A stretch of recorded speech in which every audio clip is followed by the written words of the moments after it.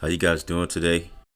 I want to thank everybody that's been subscribing to the podcast and sharing the information. I really appreciate it. In today's episode, I'm going to talk about resources that are available for black entrepreneurs. And at the end of the episode, I'm going to talk about some public traded companies that are black owned and black operated. So let's get into it.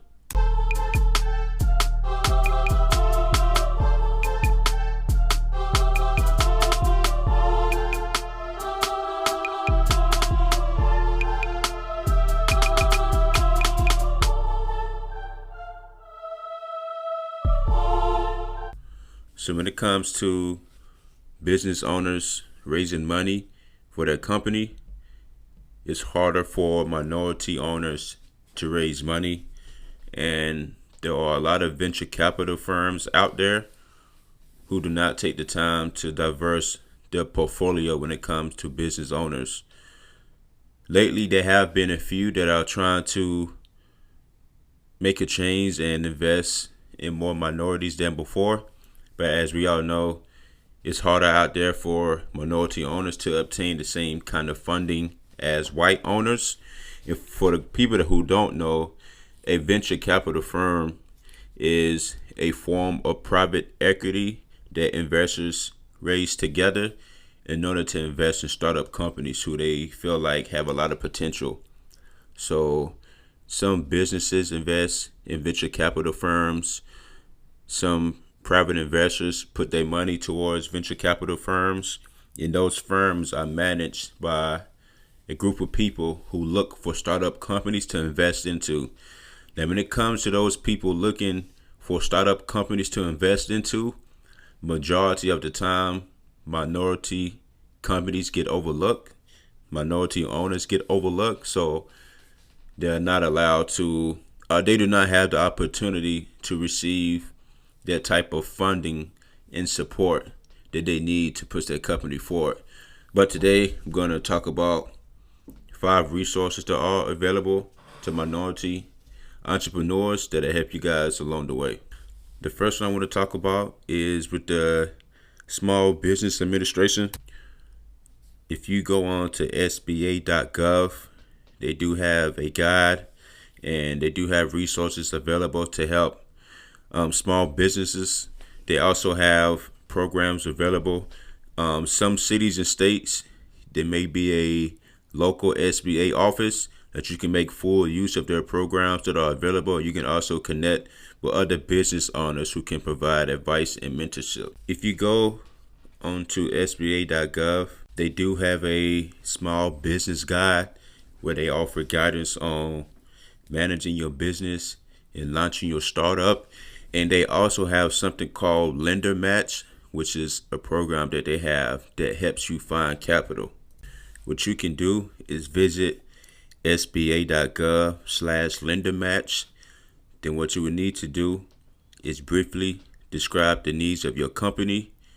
So in as little as 5 minutes, you can answer a few questions about your business and the funding needs of your company. Then after that, lenders who are interested will then reach out and contact you within a couple of days. So if you have a business model that they feel like they would like to invest in and your financial needs matches your business model, they do have a few lenders who will reach out to provide you some assistance. Now, if there's a case where you're not contacted by any of the lenders, then what you may need to do is obtain some additional assistance when it comes to your application.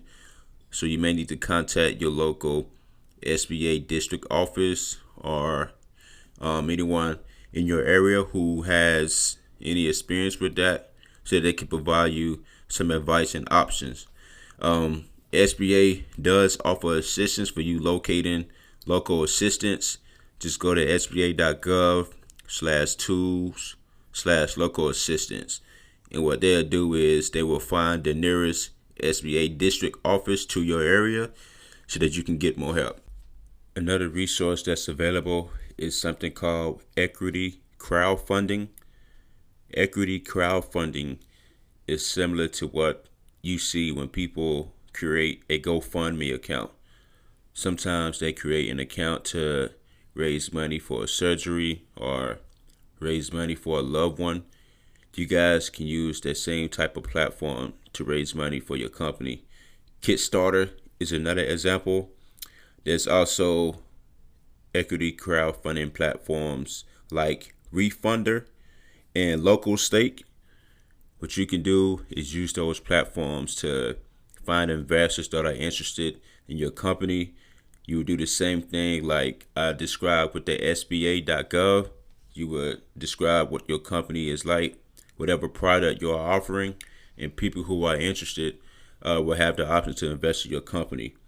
What you can do is decide to sell convertible notes in your company or revenue shares, whatever you think would be attractive to get that investor to invest in your company. Another resource are mentor programs. These programs are set up to mentor early stage companies and set them up for long-term success. Some of these programs offer a 6-month mentorship. Some even offer a 12-month mentorship where they line you guys up for long-term success and give you the tools you need to hire better workers and to provide a better workflow for you and your company. There's 2 companies called New Me and Black Girl Ventures. If you take some time and visit their website, you can see what their program is about. They both also have events that are coming up for next month or in the future that you can sign up for. And if you decide that they are a good fit for your company, you can also apply for their programs as well. In the application, you will do the same as SBA. You will talk about your company. You will provide what stage your company is in at the moment, what your company is about, how many people you have working for your company. And you will also give a pitch as well, which is pretty much a 90-second, you can call it an elevator pitch, to describe what your company is about, the goals and mission of your company, and why someone should invest their time and resources into your company. Another resource available is if you become 8A certified. And people who are 8A certified, that program allows you to receive part of the 5% of federal contracting dollars that the federal government releases out to small and disadvantaged businesses each year. So in order to qualify for that program, you must be a small business with 51% of ownership and control from a United States citizen who is economically or socially disadvantaged. And the owner of the company adjusted gross income for 3 years has to be $250,000 or less. So if you fall into that category, you can apply to become 8A certified. And what the federal government does each year is, when it comes to them awarded contracts, at least 5% of all federal contracting dollars goes out to small disadvantaged businesses each year. So what you can do, you can put yourself in position to become part of that program and get some of those contracts. Someone who has taken advantage of this program is a guy named Delali Desiraza. I'm pretty sure I'm mentioning his last name wrong, but he's the CEO and founder of a company called Fearless, which is a full stack digital service company. It is located in Baltimore, Maryland. And what they do is create software and give tools that empower communities and make a difference. I believe they also have a 12-month mentorship program, but at the moment, I believe applications are closed. But what you can do is sign up for their mailing list so that you be aware next time they have applications available. But something that he did, he became 8A certified so that he's able to get. And one of the last things you guys can do as a resource is to connect with supportive bankers.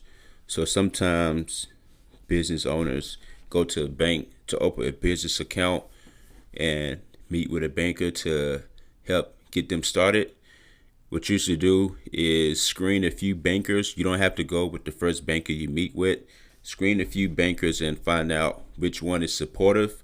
When you tell them about your business, if they're supportive and would like to help you, you will be able to pick that up through conversation, and you should connect with them because they will go the extra mile to help you and make sure that you are in the best position possible for success. These are bankers that will advocate for you when you need them to. So if you meet with a banker and you feel like you're going to be an account number instead of a person, you should not stay with that banker. You should keep looking until you find a banker who's supportive and who would like to see you succeed. A lot of this information that I gave you guys today was provided by the Fearless CEO, which I keep having a hard time pronouncing his last name, which is really difficult, but he's a minority as well, and he's giving out these resources to help people to get where they need to go.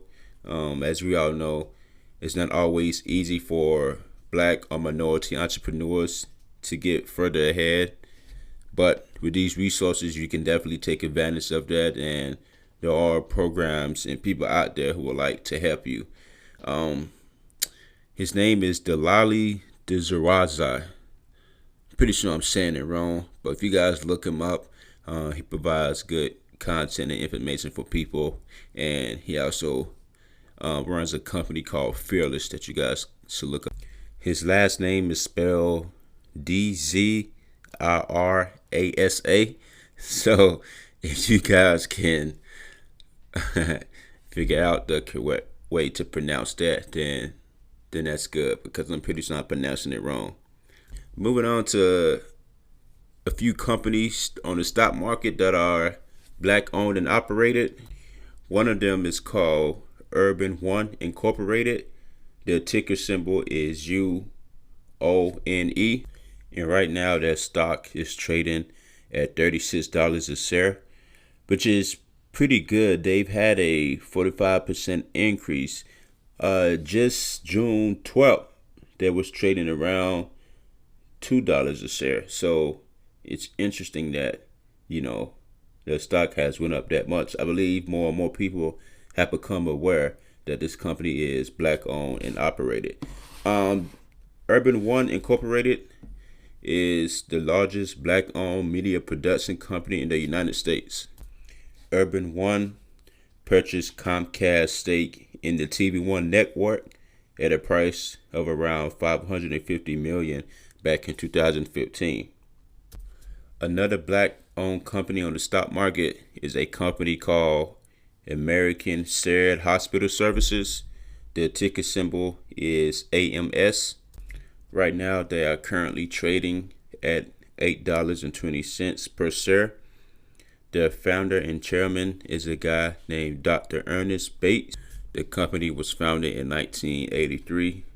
This company leases state-of-the-art medical equipment to hospitals in the United States, South Africa, and Turkey. They also specializes in radiosurgical technology, which is equipment for removing tumors and muscle disfigurement. Another company is RLJ Lodging.